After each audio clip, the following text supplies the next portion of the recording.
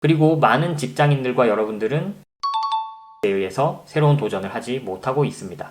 여러분, 시간은 금입니다. 1.2 5배속으로 보세요. 포리얼입니다. 오늘은 여러분의 실행력과 관련된 그런 이야기를 좀 해보려고 합니다. 실행력이 없는 것, 현재를 벗어나서 어떠한 도전을 하지 않는 것은 사실 여러분의 큰 잘못은 아닙니다. 제가 항상 또 쓴소리만 하다가 오늘은 여러분의 좀 편을 들어드리는 그런 이야기를 좀 들려드리려고 합니다. 다만 오늘 영상을 보시고 오늘 영상의 내용을 좀 이해하실 수 있는 정도의 분들이라면 오늘 제가 말씀드릴 이런 바이어스들을 좀 버리고 점차 여러분들의 삶을 변화시켜 나갈 수 있을 것입니다. 오늘 제가 하고자 하는 이야기는 여러분들에게 조금은 다른 그런 어떤 시선을 좀 심어드리기 위한 이야기인데요. 여러분들은 현재 어떤 위치에 있으신가요? 찢어지게 가난하고 죽을 것 같은 상황에 놓여 있습니까? 아니면 부유한 건 아니지만 그래도 그럭저럭 먹고 살만하다 하는 위치에 있으신가요? 사실 경제적 자유를 이루기 위해서 무언가에 도전할 때 가장 불리한 위치에 놓이신 분들이 지금 직장 생활을 잘 하고 계신 직장인 분들입니다. 오히려 우리가 경제적 자유를 누리기 위한 어떤 도전을 할 때는 찢어지게 가난하신 분들이 더 유리해요. 그 이유를 살펴보기 위해서 우리는 행동경제학이라는 학문을 조금 살펴볼 필요가 있습니다. 사실 애덤 스미스 이래로 고전부터 내려오던 종래의 경제학에서는 인간이 합리적이라는 것을 기본 전제로 하고 많은 이론들을 펼쳐왔습니다. 가령 포리얼이 치킨보다 피자를 좋아하고 피자보다는 회를 좋아한다면 치킨과 회가 있을 때 포리얼은 반드시 회를 고를 것이다 라는 것이 종래 경제학에서의 인간의 의사결정의 기준입니다. 그런데 현실의 인간은 그러지 않은 경우가 많습니다. 저는 치킨과 회가 있을 때는 또 그 둘 사이에서는 치킨을 고를 그런 확률이 더 높거든요. 왜냐하면 인간은 심리에 따라서 많은 결정들을 내리기 때문입니다. 주류 경제학에서는 인간이 자신의 이익을 극대화하는 방향으로만 무척이나 이성적이고 합리적인 방식으로 의사결정을 한다고 가정해 왔습니다. 하지만 실제 인간은 앞에서 말했듯이 심리적인 요소도 굉장히 많이 영향을 받게 되고 그러다 보니 늘 합리적인 결정을 하는 것은 아니죠. 생각보다 비이성적이고 불합리한 결정을 내릴 때가 훨씬 더 많습니다. 마치 여러분들이 이렇게 도움이 되는 포리얼 채널을 구독하지 않는 것처럼 죄송합니다. 이러한 고전 경제학이 가지고 있던 그런 문제점을 꼬집으면서 허버트 사이먼이나 데니얼 카너먼 같은 본래 전공이 경제학이 아닌 허버트 사이먼 같은 경우에는 이제 정치학이 원래의 전공이었고 박사과정은 이제 철학 박사를 했던 걸로 알려져 있고요. 데니얼 카너먼 같은 경우에는 이제 심리학 박사였는데 그러다 보니까 이들이 이제 인간의 심리나 인간의 행동에 대한 그런 어떤 연구들을 많이 진행하게 되면서 이 행동학적인 관점에서 인간의 의사결정이 실제로는 경제학에서 가정하는 것만큼 합리적이고 항상 이성적이지 않다라는 것들을 많은 연구를 통해서 밝혀냅니다. 그렇게 주류 경제학의 허점을 꼬집는 그런 논문들을 발표하고 좀 세상에 이목을 받게 되죠. 그렇게 이 허버트 사이먼과 데니얼 카너먼은 기존의 경제학이 가지고 있던 그런 어떤 통념들을 무너뜨리면서 비경제학자 출신인데도 불구하고 노벨 경제학상을 받은 분들입니다. 이렇게 하면서 이제 새로운 어떤 학파가 만들어지며 탄생한 학문이 이 행동경제학이죠. 이 행동경제학에서 주장하고 있는 인간의 핵심적인 특징 중에 하나가 손실회피성입니다. 인간은 똑같은 가치라고 할 때 그것을 얻을 때 느끼는 기쁨의 양보다 그것을 잃을 때 느끼는 그 슬픔의 양이 훨씬 더 크다는 거예요. 그래서 본능적으로 손실을 회피한다는 것이죠. 가령 우리가 주식 투자를 할 때 3만 원을 벌 때 느끼는 기쁨보다 3만 원을 주식 투자로 잃었을 때 내 마음에 오는 그 고통의 크기가 훨씬 더 큽니다. 그것이 인간이 근본적으로 손실에 대해서 더 많은 슬픔을 느끼며 그렇기 때문에 손실을 회피하려는 성향을 보인다는 것이죠. 그래서 행동경제학은 사실 우리 생활의 곳곳에 스며들어 있습니다. 사실 이 행동경제학이 만들어지고 나서 마케팅적인 영역에서도 많은 연구들이 일어나면서 소비자 행동론 같은 그런 과목들도 만들어지고 그래서 인간은 어떻게 구매 의사결정을 내리는가에 대해서 합리적이지 않고 비합리적인 그런 어떤 결정은 언제 내려지는지 그래서 어떻게 비합리적인 의사결정을 끌어내서 우리 물건을 팔아먹을지 이런 마케팅적인 연구에 많이 쓰였던 것이죠. 우리가 어떤 제품들을 볼 때 불만족 시 100% 환불을 해드리겠다라는 것들이 모두 이 손실회피성에 기인한 마케팅 기법입니다. 우리들이 흔히 그런 마케팅을 볼 때는 야, 한 달 쓰고 좀 질릴 때쯤 환불해버리고 돈 다시 받으면 되는 거 아니야? 라고 생각을 할 수 있겠지만 인간은 그 물건을 받아서 한 달 정도 내가 내 물건으로서 인식을 하고 쓰게 되면 다시 이 물건을 반납하고 싶은 그런 마음이 상당히 사라진다는 것이에요. 왜냐하면 그것을 손실로 인식하기 때문이죠. 그래서 우리가 불필요한 물건들을 자꾸 버리지 않고 집안에다 쌓아놓는 그런 사유도 비슷한 원인에서 기인을 합니다. 그래서 사실 100% 환불을 해준다고 100명한테 뿌려도 그 중에 정말 극소수만 환불을 하지 대부분은 환불을 하지 않습니다. 그런데 제가 이 손실 회피성에 대해서 좀 길게 설명을 했는데 이 손실 회피성에서 이어져서 나오는 것이 바로 현상 유지 바이어스라는 겁니다. 현상 유지 편향이라고도 하는데요. 이 사람은 현재 상태에서 변화하는 것을 또 꺼리고 회피하려는 그런 성향이 있다는 것이죠. 현재 상태가 정말 개떡 같고 나는 더 이상 잃을 것도 없다라고 한다면 모르겠지만 현재 상태가 특별히 엄청나게 나쁘지도 좋지도 않다면 사실 어떤 변화를 꾀하는 것은 더 좋아질 수도 있고 더 나빠질 수도 있는 그런 가능성을 나타냅니다. 그렇지만 사람들은 같은 가치라고 할지언정 얻을 때보다 잃을 때 느끼는 그 고통이 더 크기 때문에 본능적으로 손실을 회피하고 싶어하는 그런 성향이 여기서도 발현된다는 것이죠. 그래서 현재 상태를 유지하려는 그런 심리적 기제가 강하게 발동되게 됩니다. 즉 그 말인즉슨 변화를 위한 시도를 안 하게 된다는 것이죠. 여러분들이 학창시절에 공부를 열심히 하고 좋은 직장에 들어가서 잘 자리를 잡았을수록 이렇게 현상유지 바이어스가 강할 확률이 높습니다. 왜냐하면 지금 갖고 있는 이 정도의 안정된 삶에서 새로운 도전을 했다가 이게 좋아질 수도 나빠질 수도 있는 상황에서 이 나빠질 때의 그 손실에 대한 회피성이 강하게 작용을 하고 있는 것이죠. 이게 번듯한 직장인이 더 도전하는 데 있어서 불리한 이유입니다. 정말 아싸리 내가 집도 절도 없고 당장 내일 굶어 죽게 생겼다면 나는 무엇이라도 도전을 할 것입니다. 근데 우리 직장인은 그런 게 안 되죠. 괜히 잘 다니던 직장 때려치웠다가 나 망하는 거 아닌가라는 그런 어떤 불안감이 항상 엄습할 거예요. 특히 내 식솔들이 있다면 그것은 더 어렵죠. 그리고 이런 생각이 아니더라도 계속해서 직장 생활을 오래 하다 보면 인간은 그냥 타성에 젖기 마련입니다. 하루하루 그냥 그렇게 직장 생활을 당연시 여기면서 살아가는 것이죠. 그래서 여러분들이 이 바이어스를 깨닫는 게 굉장히 중요합니다. 이 바이어스에 대해서 굉장히 재미난 실험을 하나 했어요. 윌리엄 세뮤얼슨 박사와 리처드 제크하이어라는 박사는 1988년에 이 현상유지 편향을 처음 세상에 이제 주장한 그런 학자들입니다. 이들이 이제 그 당시에 냈던 논문이 사람들의 의사결정에 있어서 현상유지 바이어스가 어떻게 나타나는지에 대한 그런 논문이 있었는데 그 논문에 이런 실험이 나옵니다. 우선 무작위의 사람들한테 이 질문을 던집니다. 여러분들도 한번 답변을 해보세요. 당신이